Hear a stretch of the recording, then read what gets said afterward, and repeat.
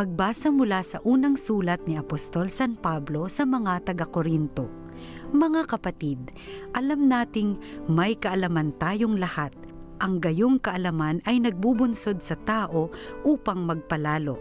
Ngunit ang pag-ibig ay nakapagpapatibay. Ang nag-aakalang may nalalaman siya ay hindi pa nakakaalam ng dapat niyang malaman. Ngunit kilala ng Diyos ang umiibig sa Kanya.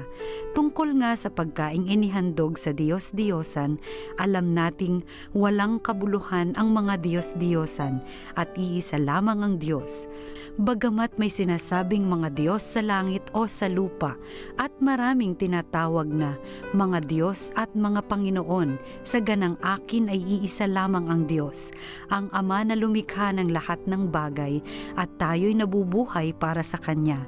Iisa ang Panginoon, si Hesukristo, at sa pamamagitan niya'y nilikha ang lahat ng bagay at sa pamamagitan din niya'y nabubuhay tayo. Subalit hindi lahat ay nakaalam nito. May ilang nahirati sa pagsamba sa Diyos-Diyosan, kaya't hanggang ngayon kapag kumakain sila ng ganitong pagkain, ang akala nila'y handog pa rin sa Diyos-Diyosan ang kanilang kinakain. Palibhas ay kulang ang kanilang kaalaman, nababagabag ang kanilang kalooban sa pag-aakalang sila'y nagkakasala. Kaya't dahil sa inyong kaalaman ay napapahamak ang kapatid ninyong mahina pa at naging dahilan din ng kamatayan ni Kristo. Sa gayon, nagkakasala kayo kay Kristo sapagkat ibinunsod ninyo sa pagkakasala ang inyong kapatid at itinanim sa kanyang isipan ang maling paniniwala. Kaya't kung dahil sa pagkain ay magkakasala ang aking kapatid, hindi na ako kakain ng karne upang di siya magkasala. Ang salita ng Diyos. Salamat sa Diyos.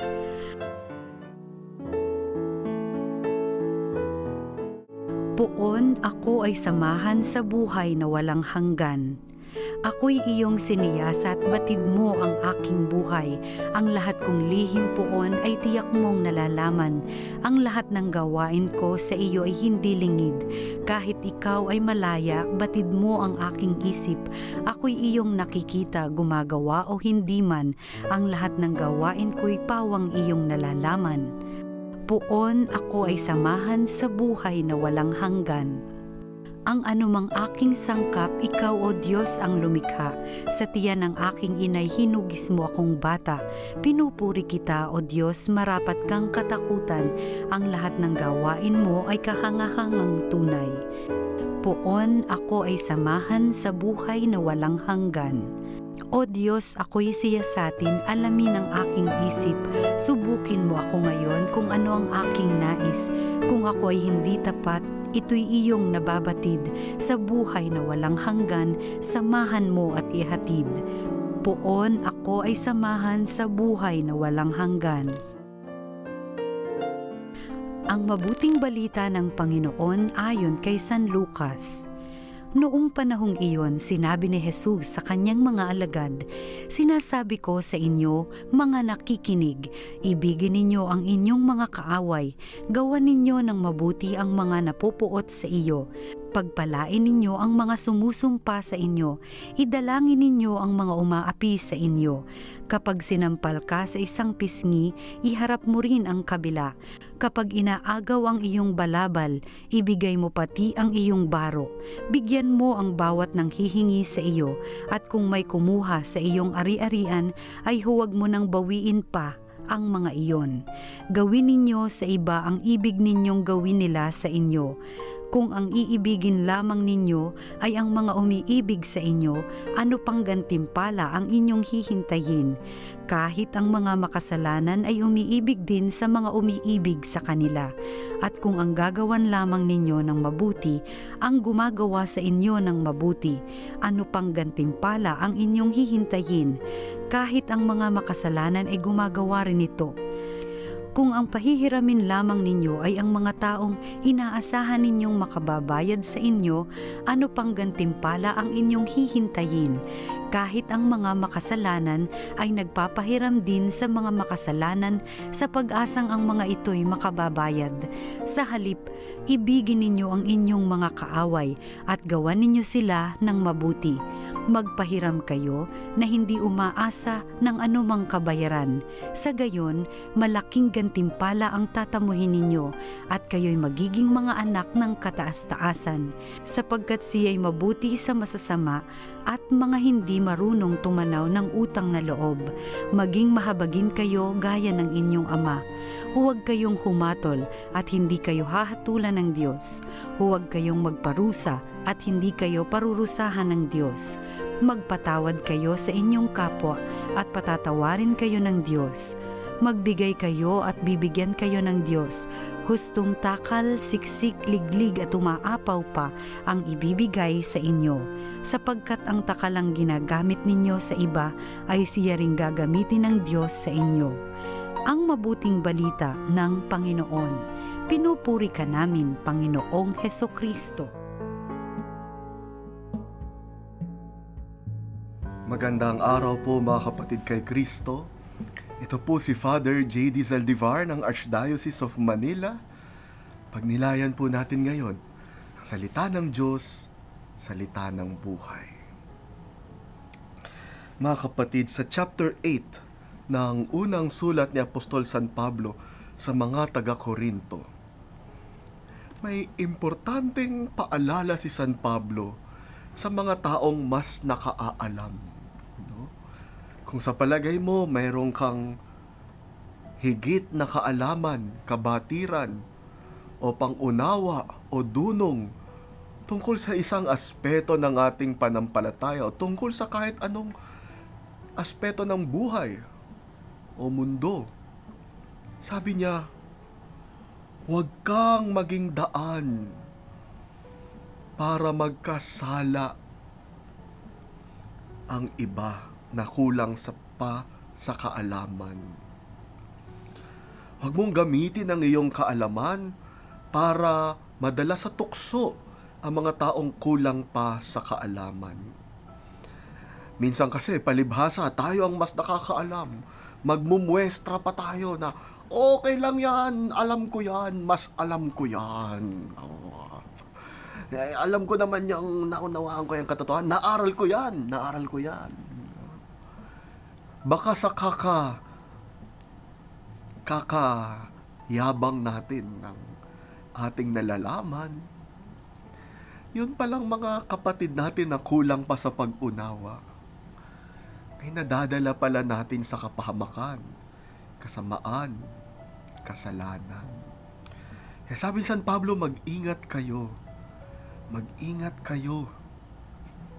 Huwag tayong mag-asta na tama ang ating ginagawa dahil lang mas nakaalam tayo. Sa halip, anong dapat nating gawin?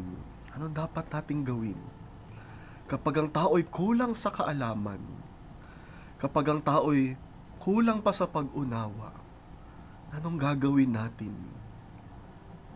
Importante kay San Pablo na sila ay ating samahan. Samahan natin sila. We stand by them. We stand alongside them. Not to show that we know better, but because we know what it feels not to know.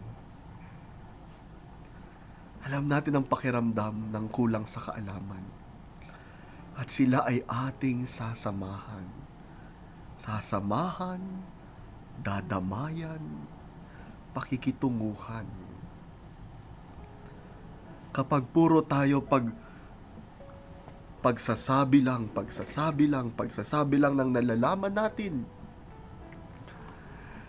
baka lalo lang napapahamak ang mga kapatid natin.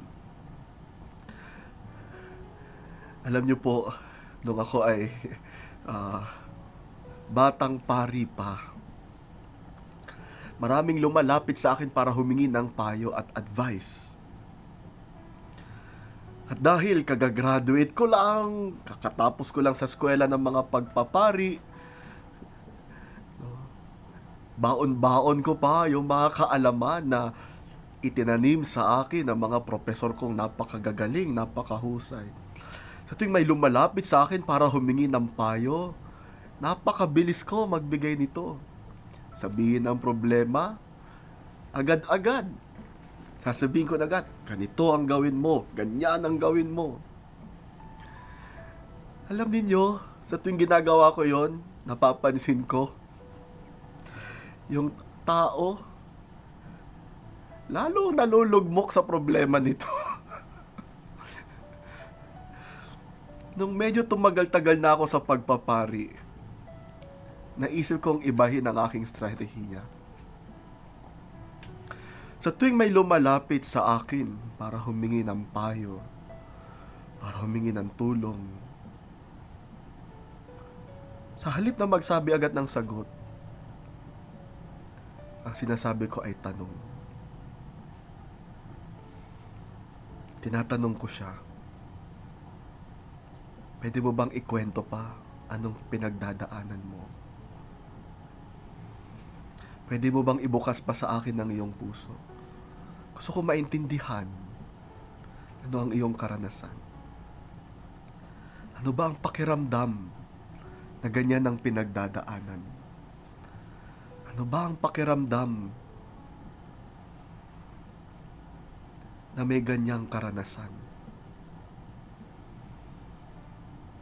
Galit ka, nalulungkot ka, natatakot ka? Pwede mo bang ikwento sa akin anong nangyayari sa'yo? Ano yung pinagdadaanan mo sa katawan at kalooban mo? Ano yung mga naiisip mo? Kasi hindi ko alam. Gusto kong maunawaan.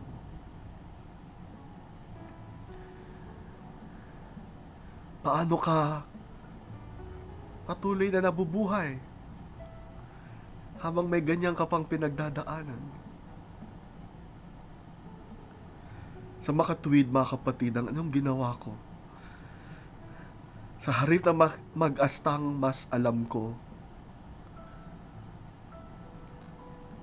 binalikan ko ang katotohanan na sa totoo lang, di ko naman talaga alam.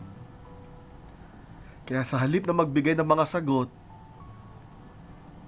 ang binabalik ko ay tanong. Ano bang nangyayari? Ano bang pinagdadaanan mo? Anong nakakatulong sa'yo? At alam niyo, mga kapatid, sa ganong paraan,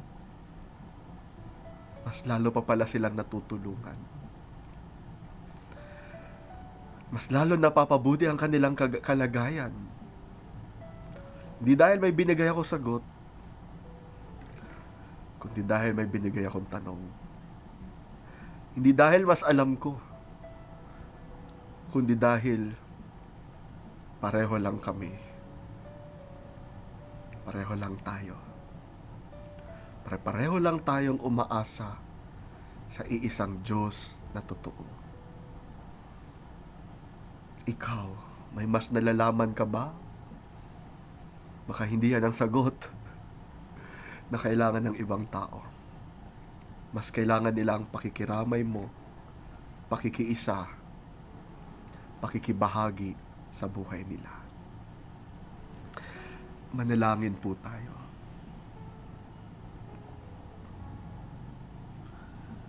Panginoon, salamat po sapagkat higit sa kaalaman, kabatiran, karunungan, kaunawaan,